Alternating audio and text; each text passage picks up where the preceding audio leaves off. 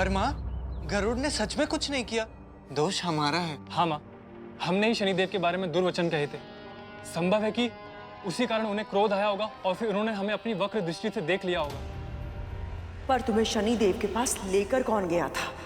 माँ, वो तो उल्का पिंडों की वर्षा के कारण हम अपने पद से भटक गए थे। कितने भोले हो तुम लोग। जब गरुड़ अपनी इच्छा से वैकुंठ गया था, उल्का पिंडों की वर्षा तो तब भी हुई होगी, तो फिर गरुड़ अपनी पद से क्यों नहीं भटका? तब तो वो किसी और ग्रह तक नहीं पहुंचा था, तो इसी बार क्यों? तो क्या गरुड़ जानबूझकर? और नहीं तो क्या। और अगर ये सत्य नहीं होता तो गरुड़ सूर्य लोक की विपरीत दिशा में उड़ता ही क्यों? पर यह षड्यंत्र नहीं हो सकता भैया। शनिदेव के क्रोध से तो गरुड़ भी भयभीत था। हाँ काले भैया, पर गरुड़ तो स्वयं भी शनि ग्रह पर फंस चुका था। फंसा होगा, किंतु निकल भी तो आया, वो भी वरदान पाकर।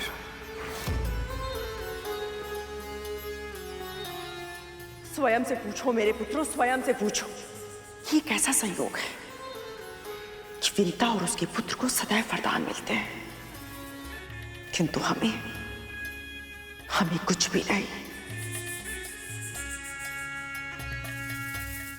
सत्य तो यह है कि दोनों मां और पुत्र कुछ अधिक ही चतुर है।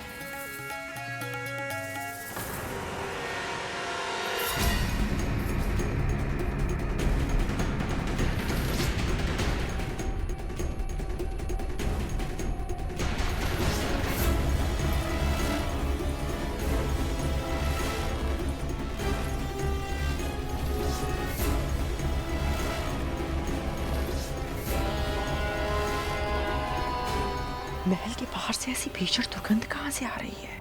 बाहर से नहीं मां, ये दुर्गंध भीतर से आ रही है। हाँ माँ, अवश्य इन दोनों ने कुछ अधिक खाना खा लिया है। दोनों के पेट खराब हो गए। नहीं, ये दुर्गंध धूमल से तो नहीं आ रही, और ना ही तख्तू से। हम तीनों से भी नहीं आ रही है। वही तो जानना है कि कहां से आ रही है ऐसी आसानी और भीषण दुर्गंध।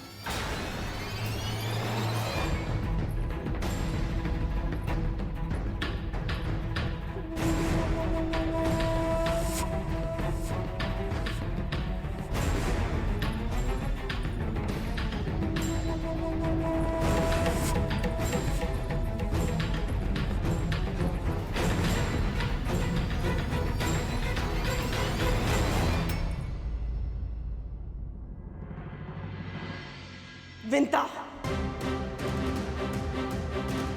क्या किया तूने?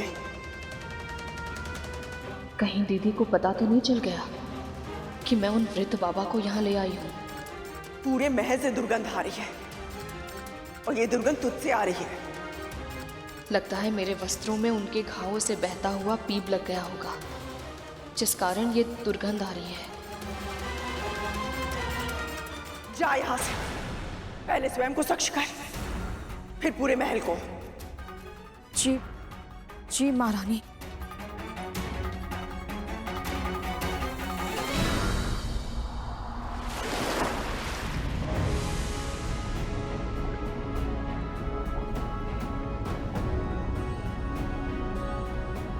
मैं यहाँ माता लक्ष्मी को ढूंढने तो आ गया, किंतु यहाँ तो माँ का कोई चिन्ह नहीं है और गहराई में उतरना होगा।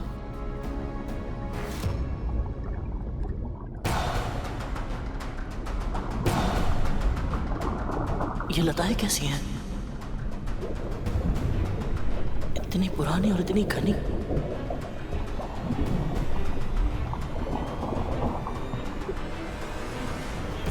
विचित्र भूल भुलैया है ये, समाप्त होने का नाम ही नहीं ले रही। ऐसे ही समय व्यर्थ होता रहा तो मां के दर्शन कब करूंगा मैं? लगता है मुझे ही अपनी गति बढ़ानी होगी।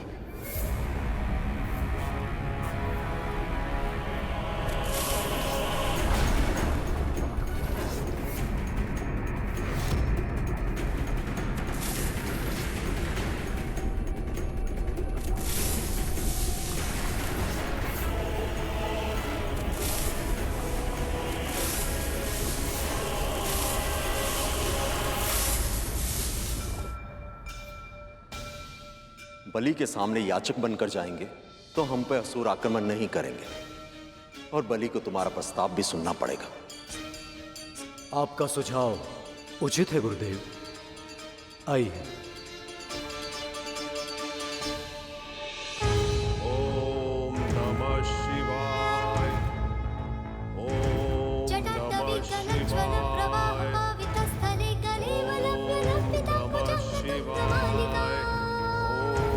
ओम नमः शिवाय।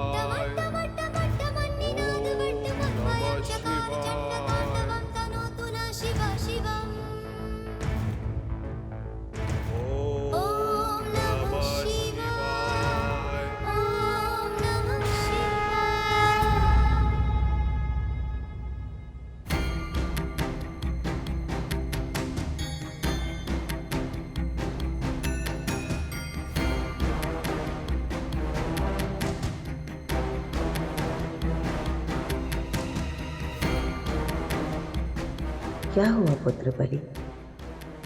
तुम इस नए रूप में चिंतित होकर बिल्कुल अच्छे नहीं लग रहे।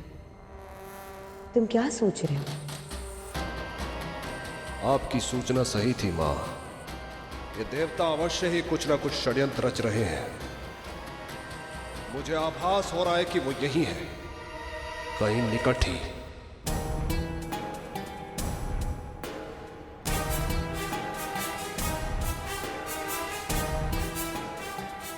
आप निश्चिंत रहे महाराज, मैं उन्हें ढूंढ लूंगा।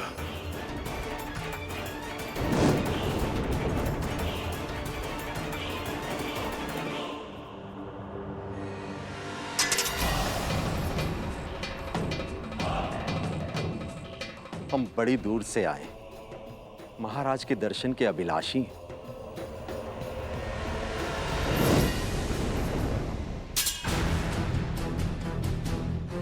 महाराज के दर्शनों के पहले मुझे आपके दर्शन करने हैं। वज्रांग, मेरी रक्षा और मेरी तपस्या की रक्षा इसी ने की है। अन्यथा वज्रांग की पूरी सेना ने तो कोशिश की थी मेरी तपस्या भंग करने की। मां ने गरुड़ की प्रशंसा इसलिए की थी क्योंकि उसने इस वज्रांग से उनकी तपस्या की रक्षा की थी। इस तुच्छ असुर का प्रणाम स्वीकार करें।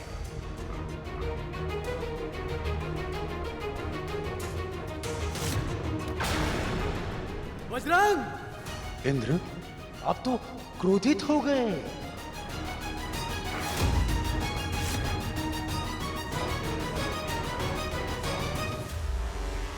रुको बलि, वज्रांग संभाल लेगा। अपनी पहचान छुपाने का छल करके सामान्य अपराधियों जैसा व्यवहार किया इन्होंने। इन्हें दर्शन देना असुर सम्राट की गरिमा के विरुद्ध होगा।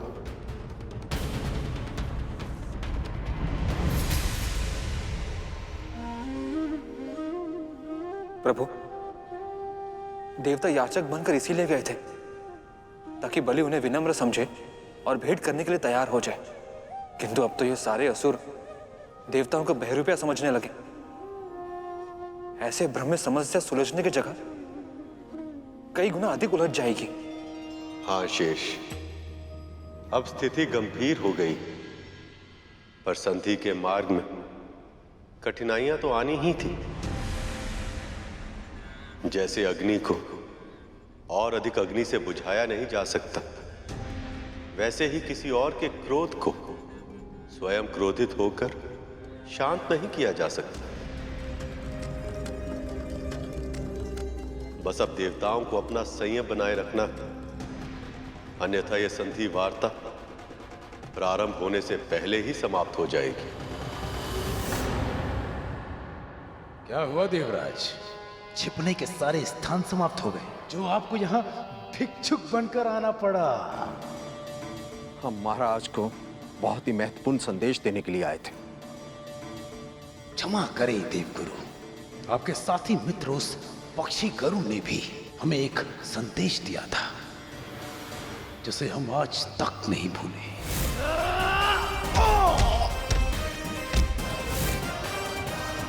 गरुड़ हमारा साथी नहीं है,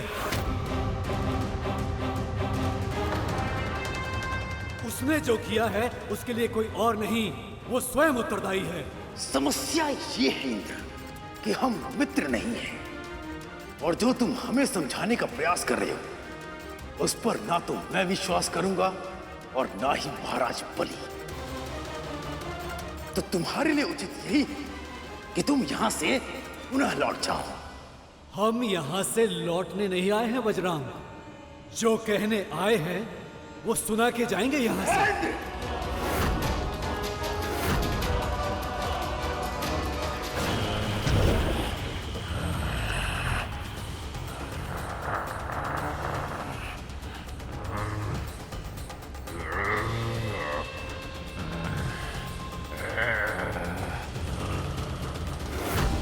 स्वर्ग में प्रवेश करने के पहले तुम्हें मुझे और मेरी सेना को पराजित करना होगा। हम यहाँ केवल महाराज से भेंट करने आए हैं और उनके लिए एक प्रस्ताव लेकर आए हैं।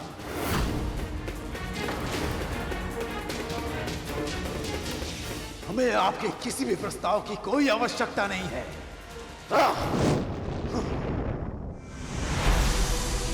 आज्ञा दीजिए गुरुदेव।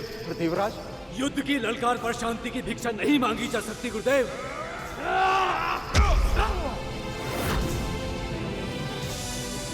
उधर गरुड़ सृष्टि के कल्याण के लिए अकेला माँ लक्ष्मी को आपका संदेश देने गया, और यहाँ ये देवता यही भूल गए कि वो संधि करने गए हैं। ओम श्री महालक्ष्मी नमः। ओम श्री महालक्ष्मी नमः। ओम श्री महालक्ष्मी नमः। ओम श्री महालक्ष्मी नमः। ओम श्री महालक्ष्मी नमः।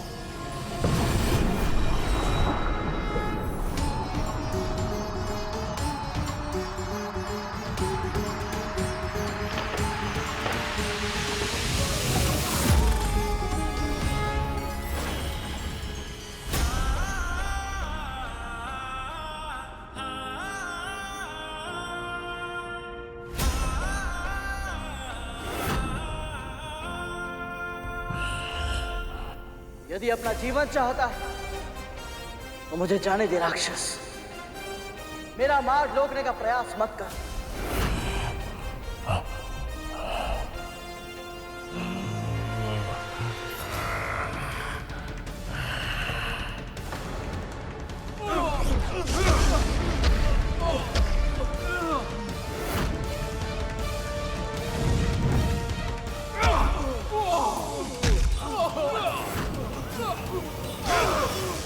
प्रभु, जिसका भय था वही हुआ। देवताओं ने संयम रखने के स्थान पर असुरों की चुनौती स्वीकार कर ली। अब तो संकट और भी अधिक बढ़ जाएगा। जिस प्रकार ये युद्ध कर रहे हैं, ऐसा प्रतीत होता है जैसे कोई ना कोई अनहोनी होकर रहेगी। अनहोनी कभी नहीं होती शेष। जो भी होता है वह मेरी ही इच्छा से होता है।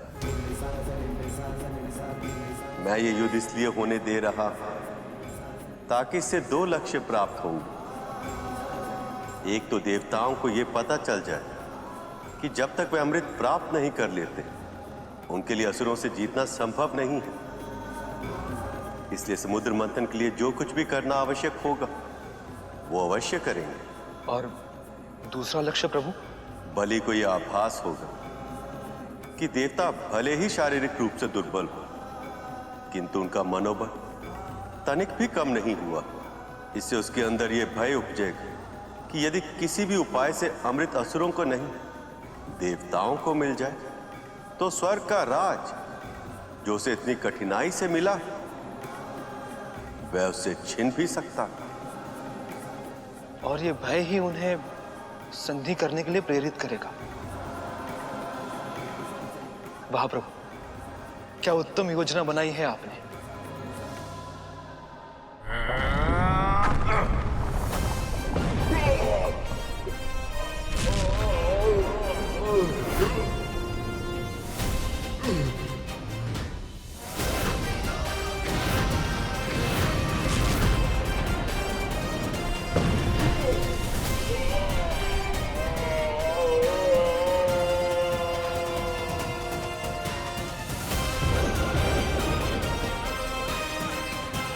शक्ति बहुत थी तुझमें परंतु तू एक भूल कर बैठा, तुझे नहीं करनी चाहिए थी। भक्त को भगवान से, पुत्र को मां से मिलने से नहीं रोकना चाहिए था तुझे।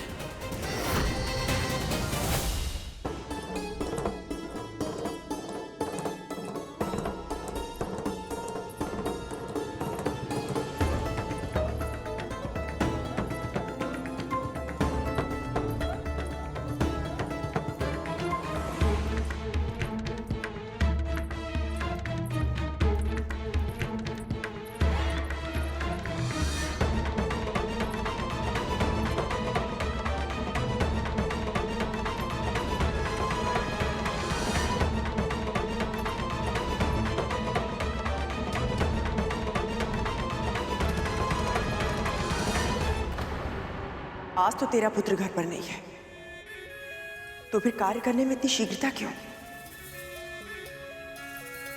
तुझे कहीं जाना है क्या? नहीं नहीं तो महारानी, मैं भला कहाँ जाऊंगी? वो पहले इतनी देर हो गई थी और स्नान के कारण और अधिक विलंब हो गया। आप थक गई होंगी ना, इसलिए मुझे लगा कि मैं कार्य शीघ्र समाप्त कर दूं ताकि आप विश्राम कर पाएं। तो ऐसी बात है, ठीक है, तो फिर मेरे पांव दबा दे। तनिक थकान सी हो गई है।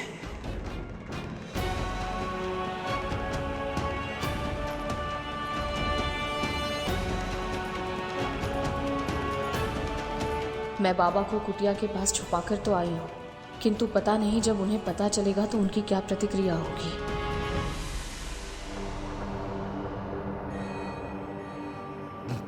कैसी स्त्री है, मुझे यहाँ छोड़कर भूल गई। दुष्टा कहीं की, ऐसा तिरस्कार मेरा आज तक नहीं हुआ, किसी ने नहीं किया। यदि वो मेरे सामने आएगी तो ऐसा पाठ पढ़ाऊंगा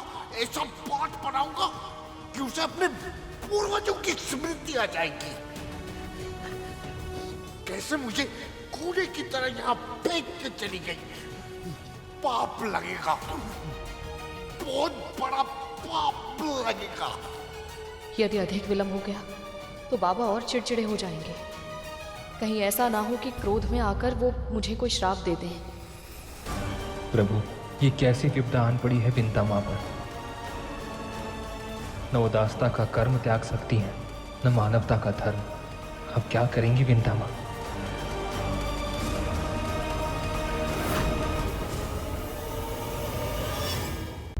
क्या हुआ विंता? कहाँ खोई हुई है?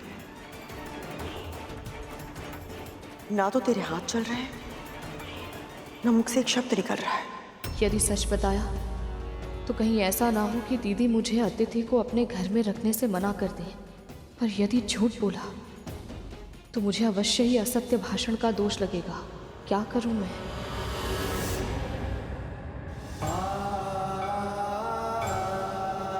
प्रभु, आप किस सोच में खो गए? मैं ये सोच रहा हूं शेष कि देवी विंता जिस दुविधा में, वह उससे बाहर कैसे निकलेंगे।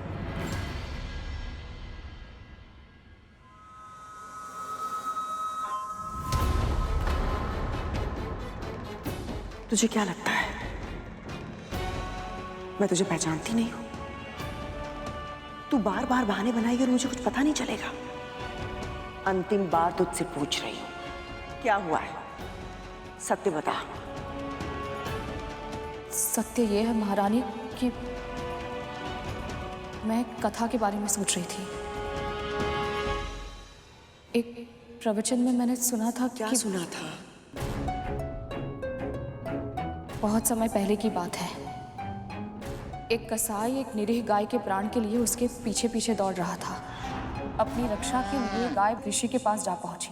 कसाई भी उसका पीछा करते करते उन ऋषि तक पहुंच गया था। उससे ऋषि से पूछा कि गाय कहाँ है। ऋषि ने एक क्षण विचार किया और फिर विपरीत दिशा की ओर संकेत कर दिया। तो इसमें समस्या क्या है? समस्या नहीं, दुविधा है दीदी।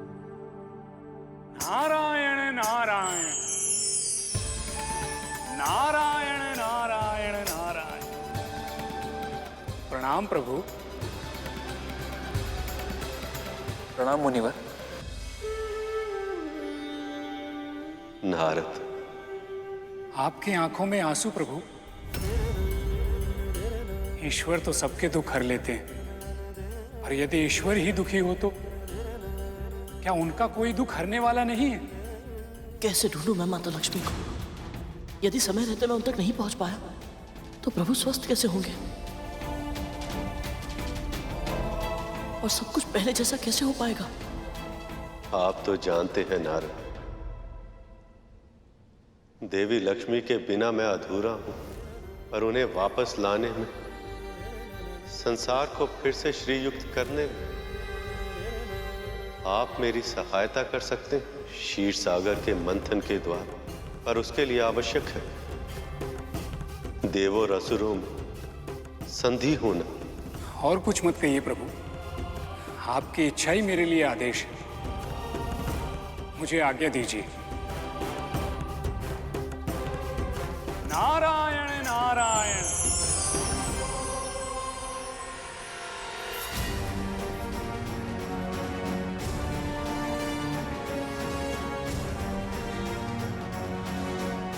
ये कंधरा तो अंतहीन है, अब कैसे ढूंढूं माता को?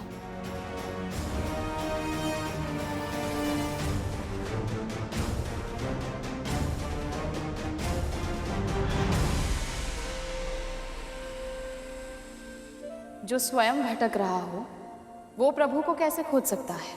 प्रभु तो कण कण में है, सर्व विद्यमान है। पर यदि स्थिर अवस्था में बैठकर ध्यान लगाया जाए, सब कुछ भूलकर तन मन और आत्मा से प्रार्थना की जाए, तो स्थिरता में प्रभु स्वयं को अवश्य प्रकट करते हैं।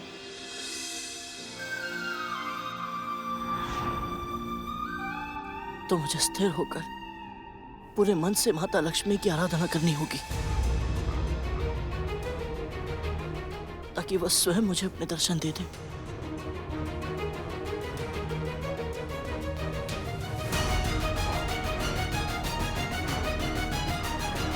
ओम श्री महालक्ष्मी नमः।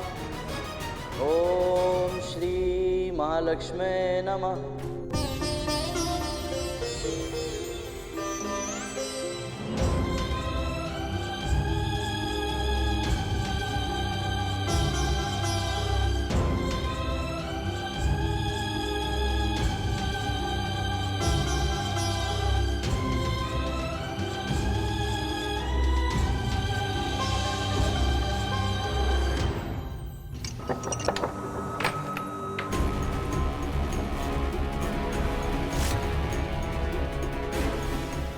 विंता कहाँ है?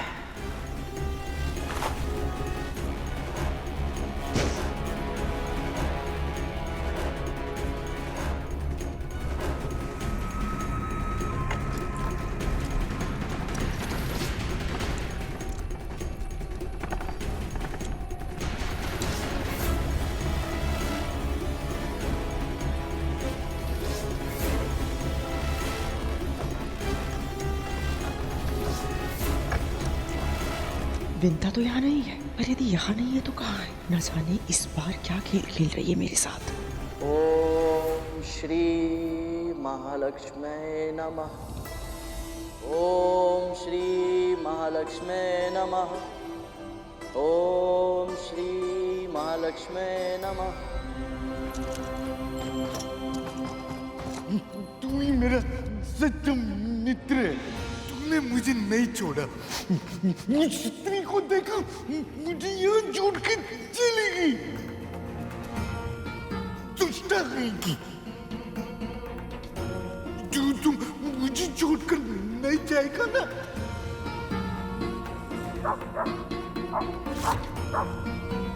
रिश्वान का इस तरह भौंकना, ये हो क्या रहा है मेरे महल में?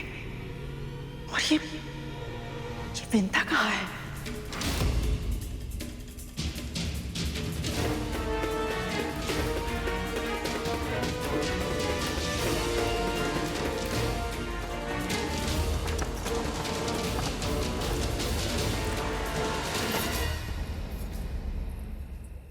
चलिए बाबा, भीतर चलिए, आइए। इतनी देर से आना तो आई क्यों? तुम्हारी प्रतीक्षा में एक क्षण कैसे बिताया मैंने जानती है? इससे अच्छा तो मुझे मरने के लिए क्या छोड़ देती। शांत हो जाइए बाबा, मुझे क्षमा कर दीजिए। मैं मानती हूँ मुझे देर हो गई, पर अब तो भीतर चलिए। मुख पर जो शब्द हो आवश्यक नहीं कि मन में भी वही हो। शब्दों से अधिक कर्म में शक्ति होती है। क्षमा चाहिए ना तो कान पकड़ खड़ी हो, फिर बैठ, फिर खड़ी हो, उठक बैठक कर और क्षमा मांग, तब करूंगा क्षमा। चल कर उठक बैठक।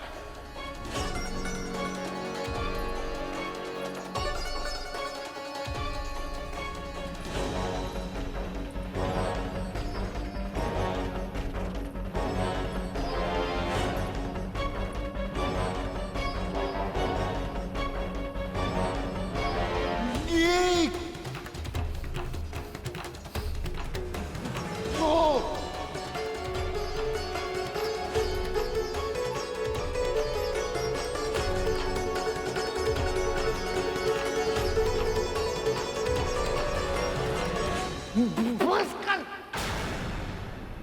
अब क्या कल तक उठक बैठक करेगी?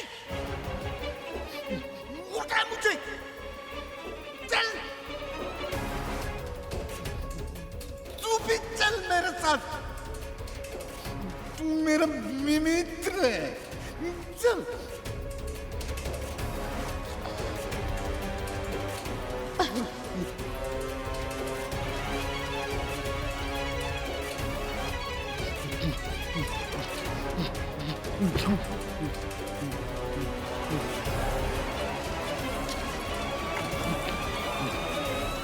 गिराना मत। कुछ नहीं होगा बाबा।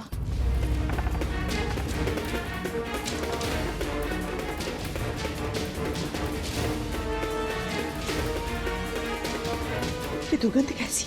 कितनी असहाय दुर्गंध है ये, मुझसे सहन नहीं हो रही अब।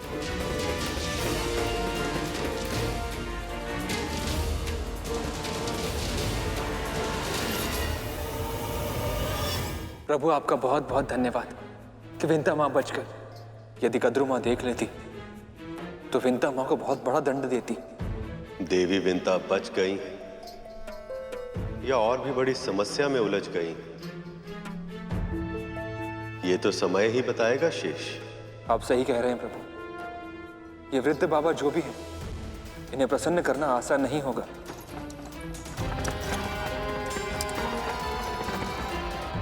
जिस प्रकार विंता माँ के सहारे वो यहां तक आए, लगता नहीं इतनी आसानी से जाएंगे। तन से इतनी भीषण दुर्गंध आ रही, और अकेले भी तो नहीं आए, श्वान को साथ ले आए हैं। इनके अस्तित्व को रहस्य रख पाना विंता माँ के लिए कठिन होगा। इन दोनों प्राणियों को महल के भीतर लाने के लिए वो पहले ही कद्रू माँ से सत्य छुपा चुकी हैं। पता नहीं अब और क्या क्या करना होगा उन्हें। आइए बाबा, संभल कर। वहां वन में मैं ही रंग था और मैं ही राजा था। ये तुम मुझे कहाँ ले आई है? क्षमा कीजिएगा बाबा, वहाँ वन में आपको अकेले छोड़ना उचित नहीं लगा मुझे। मैंने सोचा यहाँ आपकी सेवा और भी अच्छी तरह कर पाऊंगी। कर लेना सेवा, पर मैं बैठूंगा कहाँ? आप आइए यहाँ विराजी, आइए। मच्छी मारी गई है तेरी आसन पर मैं कैसे बैठ सकता हूँ? क्षमा कीजिए बाबा, आप वहाँ विराजिए, मैं दूसरा आसन बिछा देती हूँ। हाँ, आइए।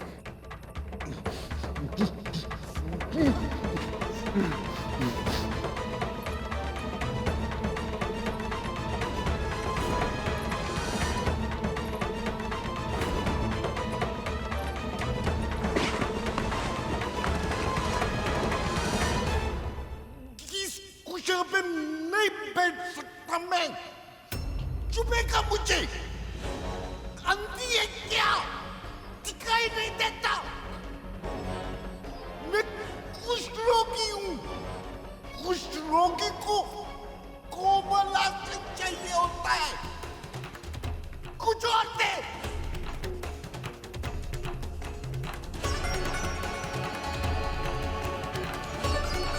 क्षमा कीजिएगा बाबा, कुछ और तो नहीं है। झूठी असत्य भाषण सुना रही है मुझे।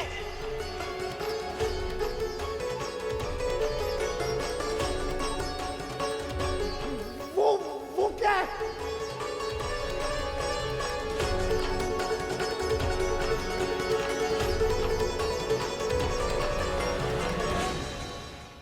वो क्या है?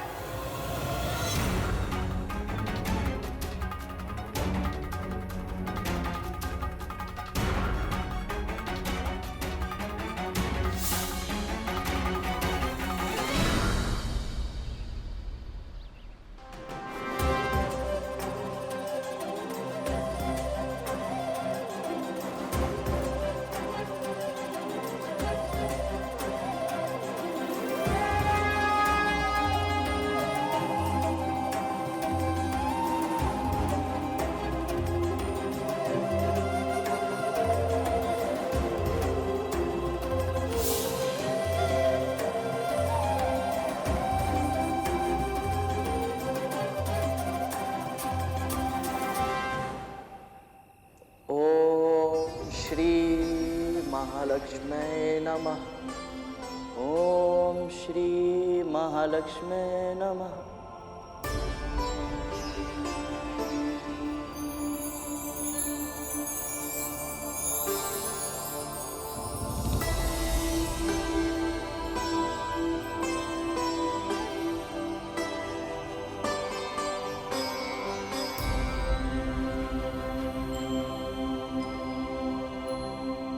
माँ,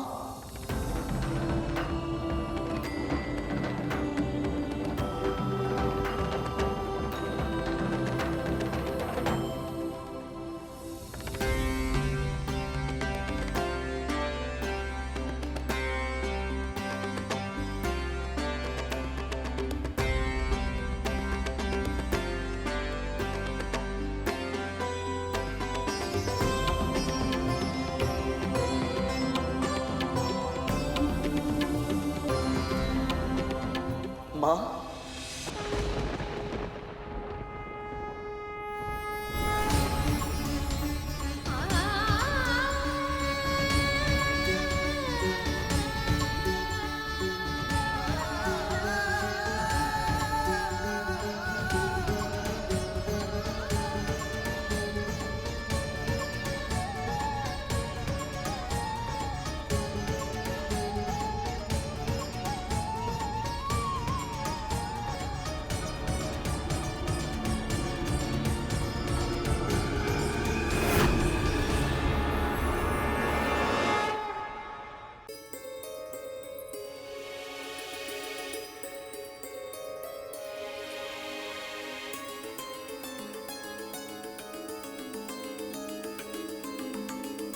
ये मेरे पुत्र गरुड़ के पंख हैं बाबा। उसके जन्म के बाद से जब जब ये गिरे मैंने संभाल कर रख लिए। ये मुझे अपने पुत्र की स्मृति दिलाते हैं। जब भी वो मुझसे दूर होता है ना, मैं इन्हें स्पर्श करती हूँ, अपने हृदय से लगाती हूँ। इससे मुझे लगता है कि वो मेरे निकट ही है, मुझसे दूर नहीं है वो।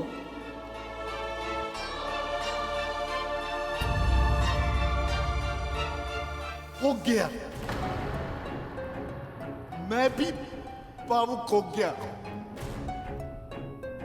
ये कहानी सुन के।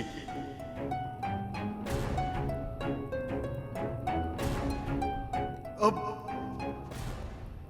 इन्हीं पंखों का आसन बना।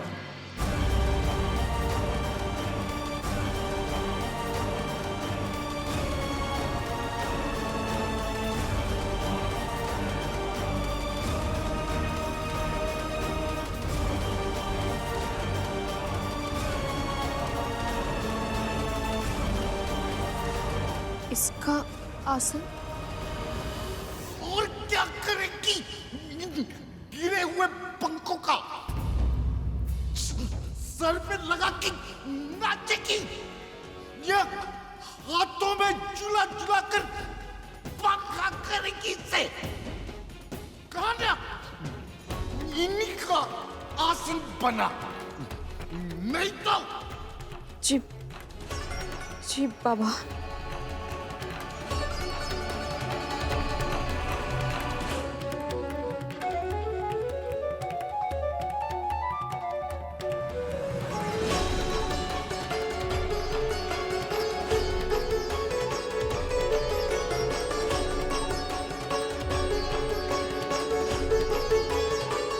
पता नहीं इस समय कहाँ होगा गरुड़ और क्या कर रहा होगा। प्रणाम माँ। कौन हो तुम और यहाँ कैसे आ गए? महर्षि कश्यप और माँ विंता का पुत्र गरुड़ हूं मैं। प्रभु के दर्शन करने के बाद मैं आपके दर्शन किए बिना रह नहीं पाया।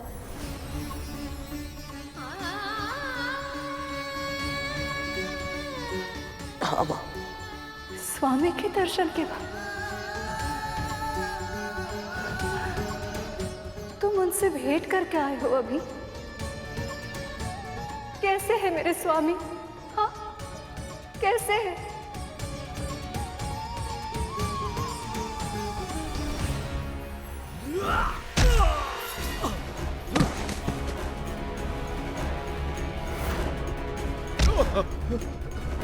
देवराजेंद्र, इस समय नसुरों से जीतना असंभव है।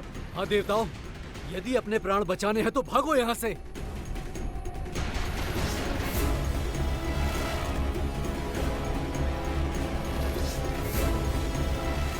नारायण नारायण। प्रणाम स्वीकार करें मुनिवर।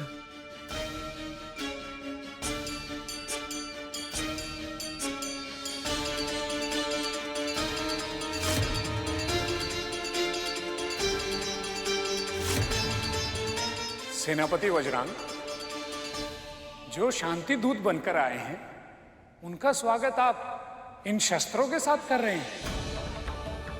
संजीवनी विद्या के रूप में आप सबको अमरता का वरदान प्राप्त है, फिर भय किस बात का?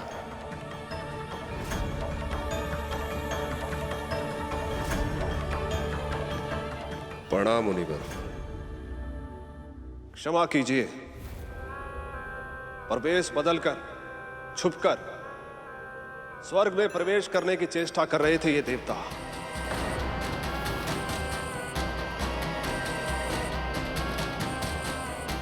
ऐसे में हम इन पर विश्वास कैसे करते हैं?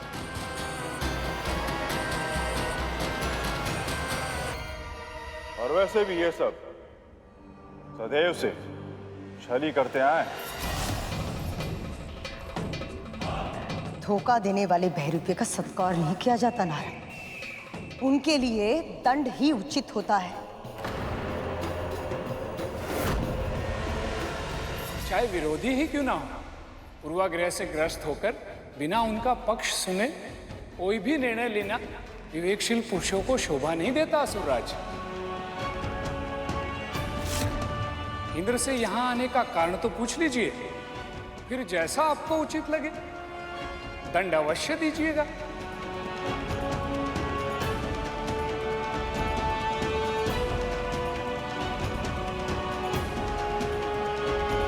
मैं आपके सुझाव की उपेक्षा नहीं करूंगा मुनिवर। केवल आपके कारण मैं इन देवताओं को स्वर्ग में फिर से आमंत्रित कर रहा हूं।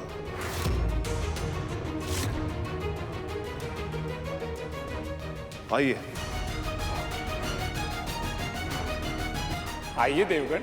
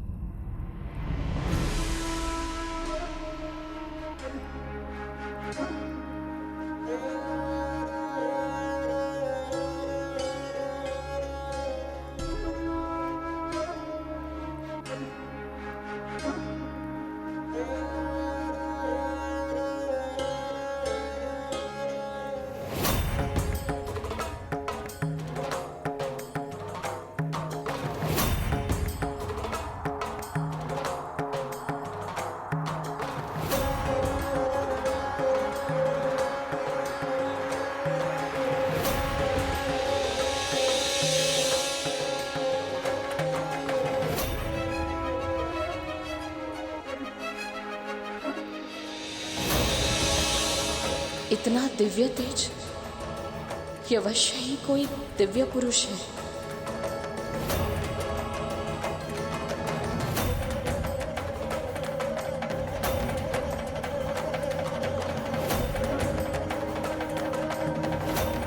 बाबा,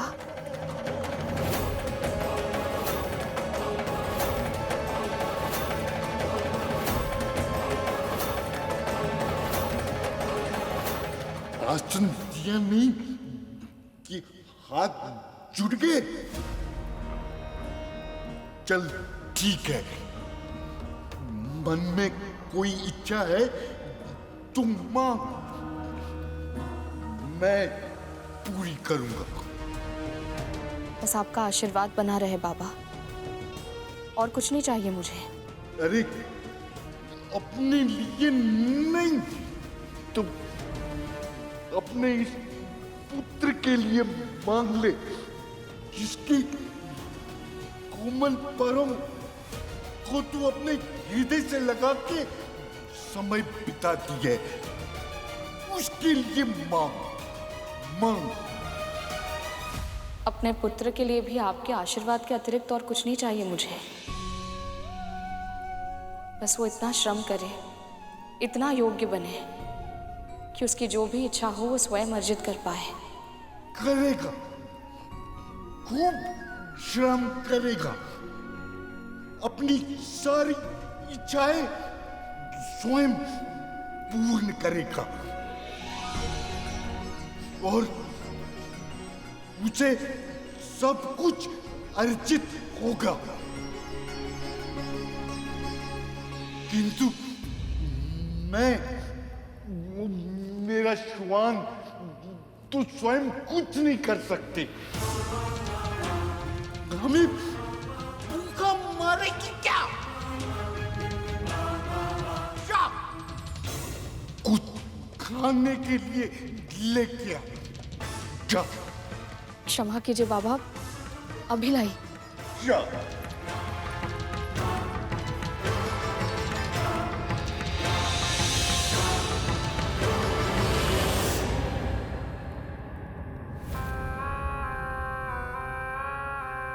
महाराज बलि, हम देवताओं को युद्ध में पराजित करके आप स्वर्गलोक के सिंहासन पर विराजमान तो हो गए, परंतु आपका अधिकार होने से पहले ही यहाँ के सभी रत्न, ऐश्वर्य, कल्प वृक्ष और अप्सराएं सब समुद्र में समा गए थे। महर्षि दुर्वासा का अपमान जो आपने किया था, उसे कौन नहीं जानता। उनके श्राप के कारण ही स्वर्ग मुझे इस अवस्था में मिला,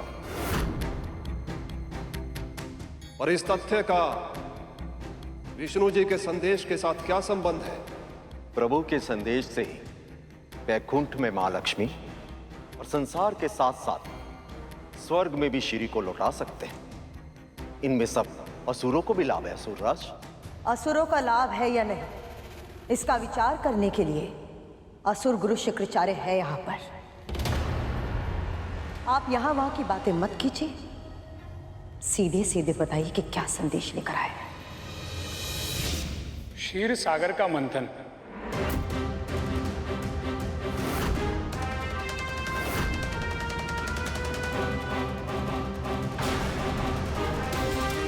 देवों और असुरों द्वारा क्षीर सागर को मथने से ही बहुमूल्य रत्नों का, ऐश्वर्य का और स्वयं श्री लक्ष्मी का आगमन फिर से इस संसार में हो सकता है।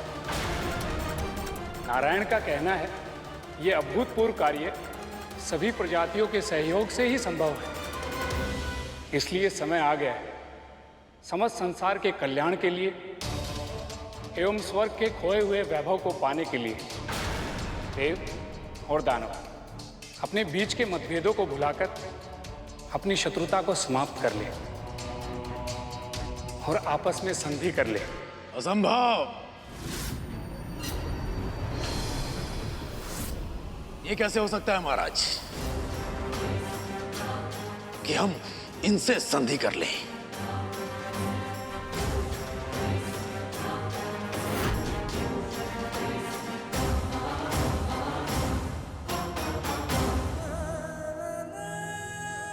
क्या हो गया? तुम रो क्यों रहे हो? बताओ, कैसे है मेरे नारायण? आप अच्छी तरह से जानती है कि आपके बिना प्रभु कैसे होंगे।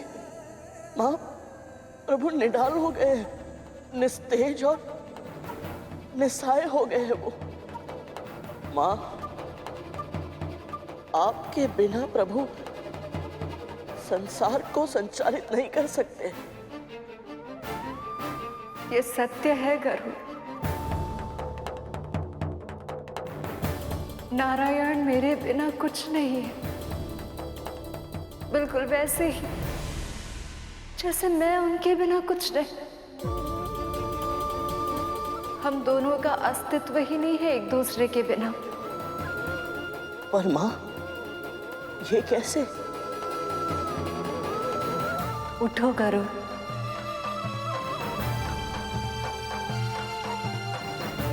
अपना हाथ आगे करो।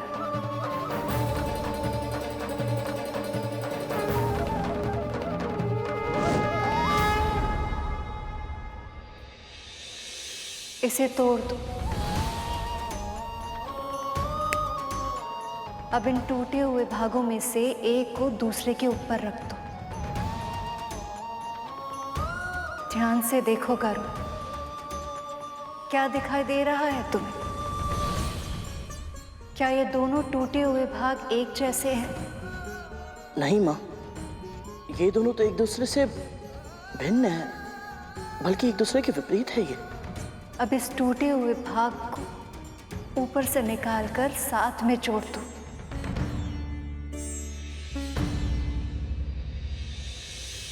अब देखकर बताओ।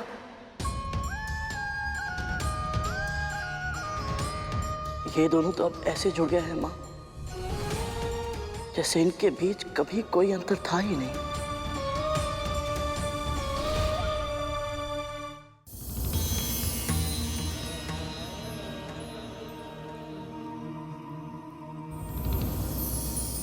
ये क्या है? अगर शाकाहारी भोजन ही खिलाना था तो मुझे यहाँ लेके क्यों आई? वही जंगल में छोड़ देती मरने के लिए। तो क्या आप मांसाहार? ये देख, मेरी निर्बल और रोगी काया के लिए अधिक पौष्टिक मांसाहारी भोजन की आवश्यकता है, जिससे मेरे शरीर में शक्ति आ जाए। तू ये शाकाहारी भोजन लाई। क्षमा कीजिएगा बाबा, मुझे नहीं पता था। और सत्य कहूं तो आपकी आयु देखकर मुझे लगा कि क्या लगा तुझे? पूरा असहाय है, कुछ भी रूखी सूखी दूंगी तो प्रसन्न हो जाएगा। मैं तुम जैसी स्त्री को अच्छे से जानता हूँ, सब कुछ जानते हुए भी अनभिज्ञ होने का स्वांग रचती है। जा, मेरे श्वान को खाना खिला।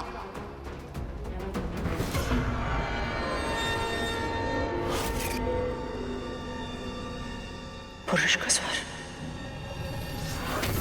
गरुड़ तो यहाँ है नहीं, तो फिर विंता की कुटिया से किसी पुरुष का स्वर कैसे आ सकता है? क्या खिला इसे? जी जी बाबा।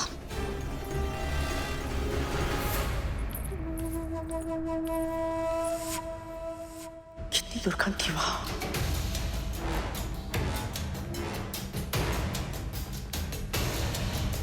सुनो, तुम दोनों को मेरा एक कार्य करना होगा।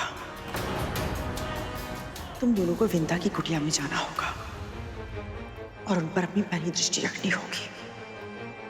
सिर्फ इतना पता करो कि वहां आया कौन है। जी मां। जाओ।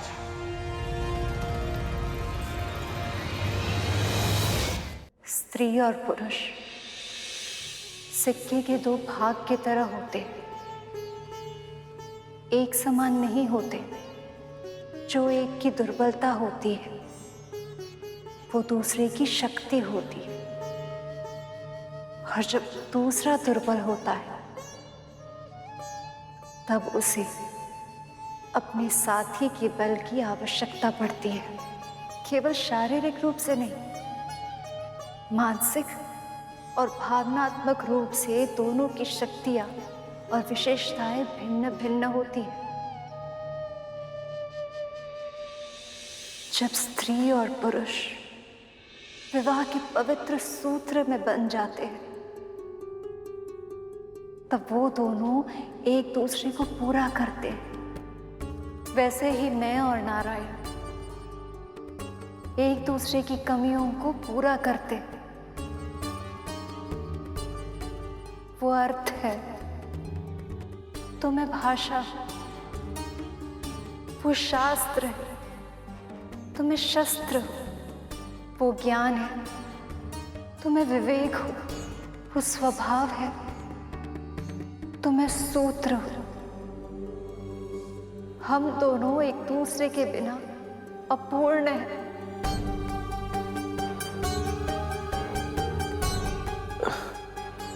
माँ, यदि ये सत्य है तो आप प्रभु से दूर नहीं रह सकते। आप मेरे पेट पर विराजमान हो जाइए माँ। मैं क्षण भर में ही आपको विष्णु लोक ले चलूंगा। फिर चाहे उसके लिए मुझे प्राण दंड ही क्यों ना मिले।